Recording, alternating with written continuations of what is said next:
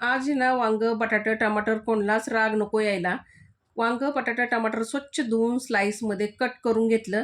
वांग्याच्या देठ काढून आणि बटाट्याच्या पण वरचं आवरण काढून घेतलं सगळं आणि मस्त असं स्लाईस करून कढईमध्ये ठेवून आहे ना अ, तेल टाकून वाफेवरती शिजायला ठेवलं. इकडं मिरची, लसूण आणि मीठ घालून मिक्सरला फिरवून घेतलं.